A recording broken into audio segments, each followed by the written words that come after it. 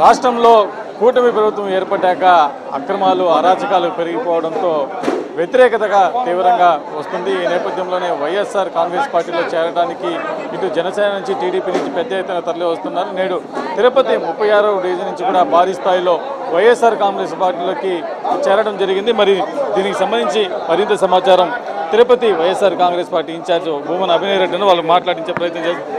చెప్పండి, తిరుపతిలో పెద్ద ఎత్తున కూటమి వైఎస్ఆర్ కాంగ్రెస్ పార్టీలోకి కూటమి ప్రభుత్వం నుంచి చేరుతున్న పరిస్థితి ఉంది. దీనికి సంబంధించి ఇక్కడ పాలన ఎలా ఉంది, ఎందుకు ఇంతమంది చేరుతున్నారు? రాష్ట్ర వ్యాప్తంగా కూటమి పాలన పూర్తి లోపాలతో ఉన్నటువంటి విషయం ప్రజల్లో పెద్ద ఎత్తున చర్చకు దారితీసింది. దానికి కారణం చంద్రబాబు నాయుడు గారు సూపర్ 6 హామీల్లో మెజారిటీ హామీలను అమలు చేయకుండా చేసినటువంటి వాటిని కూడా అక్కడక్కడ ఏదో కొంతమందికి ఇచ్చి అంతకు మునుపు ఎన్నికలకు మునుపు ఆంక్షలే లేకుండా అందరికీ దాన్ని వర్తింపజేస్తామన్నటువంటి వ్యక్తి ఈరోజు కొంతమందికి మాత్రమే పథకాలు ఇస్తున్నారన్నటువంటి భావన ఉంది. అనవసరంగా పథకాలు ఇచ్చేటటువంటి జగన్మోహన్ రెడ్డి గారిని మనం పోగొట్టుకున్నాం, తప్పు జరిగిందన్నటువంటి భావన ప్రజల్లో ఉండడం కారణంగానే పెద్ద ఎత్తున వైఎస్ఆర్ కాంగ్రెస్ పార్టీ పట్ల ఒక సానుభూతి వాతావరణం రాష్ట్రంలో ఏర్పడింది. ఇక తిరుపతి విషయానికి వస్తే ఇక్కడ ఉన్నటువంటి స్థానిక నాయకత్వం గతంలో జరిగినటువంటి అభివృద్ధితో ఏమాత్రం కూడా పోల్చి చూసినప్పుడు రోడ్లు కొత్త వేయడం కానీ, ఆయా చెత్తకు సంబంధించినటువంటి పారిశుద్ధ్య సమస్యల్ని తీర్చడంలో కానీ పూర్తి స్థాయిలో విఫలం చెందిందన్నటువంటి భావన ప్రజల్లో ఏర్పడింది. వైఎస్ఆర్ కాంగ్రెస్ పార్టీ ప్రభుత్వంలో దాదాపుగా 21 మాస్టర్ ప్లాన్ రోడ్లు, 10 సిప్వేలు, 8 ఫ్రీ లెఫ్ట్లు వేసి ఉన్నటువంటి రోజులవి.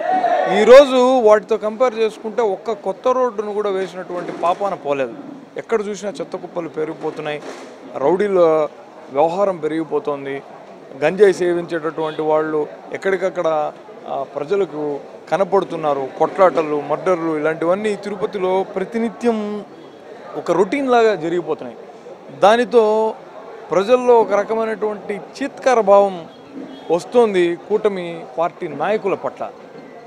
దానికి ఉదాహరణే మొన్న 2 వారాల కిందట 25 సంవత్సరాల పాటు టీడీపీలో క్రియాశీలకంగా పనిచేసినటువంటి రాజేంద్ర గారు వైఎస్ఆర్ కాంగ్రెస్ పార్టీలో చేరడం. ఈరోజు 4 దశాబ్దాల పాటుగా టీడీపీకి ఎంతో సేవ చేసినటువంటి కుటుంబం, 36వ వార్డులో ఉన్నటువంటి ముస్లిం కుటుంబం పూర్తిగా వైఎస్ఆర్ కాంగ్రెస్ పార్టీలో ఇంకా 3.5 సంవత్సరాల టీడీపీ కూటమి పాలన ఉన్నప్పటికీ కూడా చేరారనంటే స్థానిక నాయకత్వం పట్ల ఎంత ప్రజా వ్యతిరేకత ఉందో మీరే అర్థం చేసుకోవచ్చు. ముఖ్యంగా ఈరోజు మొత్తం ఎంతమంది పార్టీలోకి చేరారు, వాళ్ళకి ఏ విధమైన హామీలు ఇచ్చారు, ఏ విధమైన సూచనలు? ఈరోజు పార్టీలో సుమారుగా 30 నుంచి 35 మంది యువకులు, కొంతమంది ఆడవాళ్ళు 36వ వార్డు నుంచి చేరారు. ప్రముఖంగా అక్కడ ఉన్నటువంటి కుటుంబంలో, ముస్లిం కుటుంబంలో ఉన్నటువంటి కలాం గారు, అలానే అల్తాఫ్, సల్మాన్, వీళ్ళందరూ కూడా పార్టీలో వారితో పాటు వాళ్ళ స్నేహితులను కూడా చేర్పించడం జరిగింది. వాళ్ళ కుటుంబాల్లో ఉన్నటువంటి మహిళలు కూడా బయటికి రావడం. సహజంగా ముస్లిం మహిళలు ఎవరు కూడా ఈ స్థాయిలో పార్టీల్లో చేరేటప్పుడు బయటకు వచ్చి చేరడం అన్నది జరగదు. కానీ ఈరోజు ముస్లిం మహిళలు కూడా బయటకు వచ్చి పార్టీలో చేరడం అన్నది చాలా శుభపరిణామం. వీటన్నిటిని చూస్తుంటే పార్టీ బలం స్థానికంగా చాలా పెరుగుతుంది అనిపిస్తుంది. మనం చూస్తున్నాం తిరుపతిలో 36వ డివిజన్కి సంబంధించి ముస్లిం మైనారిటీకి సంబంధించిన ప్రతి కుటుంబం కూడా వైఎస్ఆర్ కాంగ్రెస్ పార్టీకి మద్దతుగా నిలుస్తుంది.